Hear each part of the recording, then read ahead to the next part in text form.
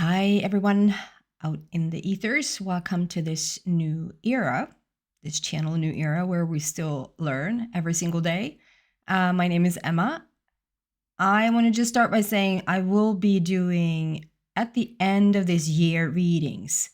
They're coming. I've just been doing a heck of a lot of personal readings.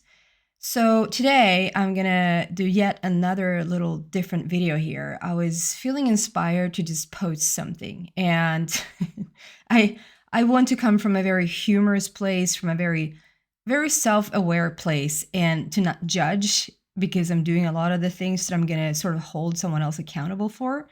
I'm doing that myself. So a little story for you. Take a cup of coffee or a cup of tea and have a listen if you wish, and maybe you recognize yourself a little bit. So it's so interesting because sometimes, and literally the other day, I sort of condemn being too aware. It's just a little bit of arrogance already there. Like, I'm being too aware for my own good. I'm feeling too conscious at times. I sometimes really wish that I would sort of regress and go back into this place where I'm like just naively not knowing and can just blame everyone and everything for the way that I feel or live or behave. Because if someone else would just stop doing what they're doing, my life would get so much better. And so then I was literally just, I just wish I wasn't so freaking aware. Then I could just sort of blame this on someone else and just not do anything about it. And then the very next day, I get a little glimpse of a person who's not very self-aware and not very conscious at all. Like, it's just not in their DNA just yet. And it's in fact one of my neighbors, and no judgment here. I've been there myself. We're doing the best that we can with what we have, right? So there are people, listen to these people. There are people that actually make the washing room, what is that called? The laundry, a thing. We have a thing with people complaining about other people in the laundry room. And I was just amazed to come across one because I haven't really come across those people, and I've certainly not been one of those people. But we can make a thing about the laundry room. And to the point where this person has sent me text messages saying, what should I do? They never clean up after themselves. They leave things in the laundry room. So when they are supposed to come in to do their laundry, there could be a sock there, or there could be a sweater there still hanging from the other person. And I'm like, wow, okay, how should I meet this? To not sort of step on any toes, to not judge, to not, and I sort of answered, but not really, because I didn't really want to be involved. I was like, I have other things to do, really. And it's so on her mind, and she brings it up a lot of times. And the thing here is that it's very easy to throw things on someone else when they're not the perfect couple, because she, outside of her space where I have to cross every day, where I go up and where I go down, is really filthy. And I know it's due to another neighbor. It's not that they're blaming, but it is because of them sort of making a lot of fuss, a lot of dirt outside there, because they have a dog and they don't see. This person is blind, so they don't see what they leave behind. And that falls on them, because it's up to them to clean that up. And they just don't. And it's a mess. It's like literally a mess. But I haven't said anything about it. And the person who's not cleaning up in the laundry room is often doing that cleaning. He will just step up and do all the stairs, like clean that up. And so I figured 50-50, that solves itself. Like we cancel each other out here. But she's like so on him for not cleaning up in the freaking laundry room. And so then has come a couple of nights and a couple of days where they've been yelling so much. They've been screaming so much, that couple, definitely her, to the point where I'm trying to do personal readings. I'm like, am I gonna hear this through? Is this person on the other end gonna hear that they're now yelling? That's how loud it's been. It's somewhat you can hear through here. But still, are you still with me in this really fascinating story? Okay, so it's not that they're clean themselves, they have issues, real issues. And I'm not talking about just being a neighbor and you hear people and, and we hear each other because we're neighbors. I'm talking, I know their personal history because they're screaming so loud.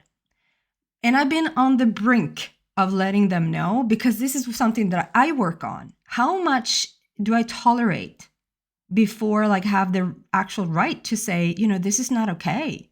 And I have a son that's trying to sleep sometimes. So when sometimes you're like, oh, are they getting going? If they are, I might be close to sending a text, but I might just be close to send a text. I won't tell them. I won't go down and knock on their door. I might send a text because that's very safe. But it hasn't gotten to that point. And I'm just thinking about, if you know of Abraham Hicks, at some point Abraham said, it was someone complaining about something. And it was a setup where someone is sitting in a fan, and like an AC or a fan or something like that. And it got really chilly. And they just kept getting colder and colder and didn't sort of speak up about this fan going. And Abraham says, why do you tolerate unpleasant breezes? And I'm always thinking about that. Why do I tolerate unpleasant breezes? I should have the right to just say, this is not okay. But then I'm trying to well, they have their thing and no one yells on purpose. She's probably really upset about something or and I know exactly what it is because I can hear it. Anyway, so then the other day I met them at the grocery store. And, hi, how are you guys? And they're the sweetest couple. They're not mean anywhere. They're really trying in this world, as we all are, and really young. And so I met them and was hi, and how are you doing? Blah, blah, blah. And I kid you not, maybe a minute into the conversation, she brings up, so I was doing laundry today. I was like, did you? And again, he left stuff. And I was like, okay, here's my moment. I'm gonna tell them. I'm gonna tell them that, and it really, I had to work myself up to and my heart was jumping out of my chest. And I was like, okay, I'm going for it. So okay, so here's the thing. First of all, why do you think you get so worked up over he not doing what he's supposed to do in the laundry room? And what is it really? Because I've never noticed anything. Maybe because I don't care. I don't know. And she didn't really answer because she couldn't really answer probably. She was like, she just was going after him. It was like, I'm even thinking to bring it up to the owner. So I'll have the owner speak to him. Maybe that'll get through. I was like, well, maybe we don't need to take it to the owner. Maybe we also need to take a little bit of a look at ourselves. And as that was coming out of my mouth, I was like, oh, I'm really going there. I'm going there. I'm not tolerating unpleasant breezes. It's almost I was like, okay, here's the thing. It's really, really messy outside of your door. And he's been cleaning that up a couple of times now. And immediately she was like, yeah, I know. And also another thing, the yelling that's going on in your household, the screaming and the cursing and the yelling it's just actually not okay. It's just really, really loud. And immediately it was no pushback. It was no oh, what are you?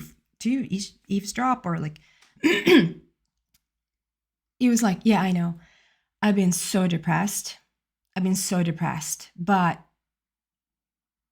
yeah. And then sometimes I just sort of crash and then that comes out. And so there's no accountability. The reason why she yells like that is because she's so depressed. And I get that, but there's no accountability. She has a reason for why she did that. Everyone else don't have a reason for why they're doing what they're doing. So we got to talk and I was like, is there anything in particular? Is there something that I can help you with?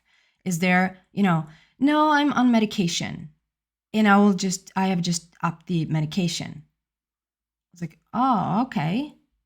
And I said, is it okay if I ask for what? It's just depression and anxiety. And sometimes when the medication is too low, I overstep and I start to yell. And then she said, and I was like, okay, can I, if not to cross too many boundaries here, but can I ask if you ever went to therapy? If you ever talked about your stuff? And she was like, oh, no, this has nothing to do with anything of that. This is to do with money. We're so short of money. And then he points to her partner saying he doesn't have a job. He doesn't have a job, so that gets like it's a restraint on their money. And the thing is, I know that I shouldn't get into that. And she just sort of stated the fact. So as long as we're short on money, I will feel this way. And if I need to up the medicine more and more and more, I will, so that you don't have to worry about me yelling anymore because I upped the medicine. And my heart just broke a little bit because it was like, oh my God, she is so unaware, and it's so everyone else's fault. And it's so, and her own behavior is not even her fault. It's the condition's fault. And she really apologizes, and she really comes from a place of like, I'm so sorry, and please stomp in the floor and let me know. Or I was like, I'm never going to be the person that stomps in the floor. I just won't go there. She was like, send me a text or something. I was close once. I was close once to send that text. But yeah, if you think that helps, maybe. I don't know what that's going to help though. And her partner was like, it helps. Like she's going to break out of that if you send that message. I was like, okay. And then I was standing there and also like Abraham says, it's not really the point where you like in the middle of something where you say, you create your own reality, right? It's like, it's not the time. And it wasn't the time. And it was no way in to say, I actually have a solution for this, because she didn't want to take accountability just yet. And in that moment, it sort of just hit me. Here comes the explanation for or the answer to what I just condemned. To be too unaware, to be too unconscious is a living hell. And I wish to never go back there, because she's just really not there yet to even know how much capacity she has and know how much power she has, And so I was like, okay. And I'm doing the same thing. Isn't that the paradoxical thing? I'm doing the same thing.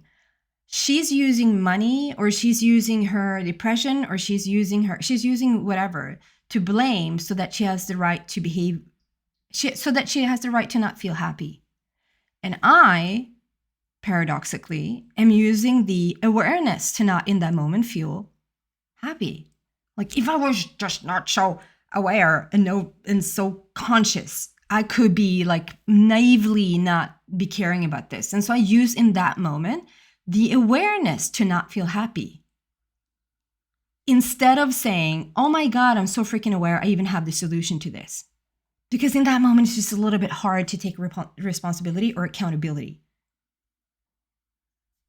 See, I'm too aware. I'm aware that my awareness is hindering my happiness. That's how aware I am. Do you recognize yourself? I'm wishing you a lot of luck out there. Bye, people.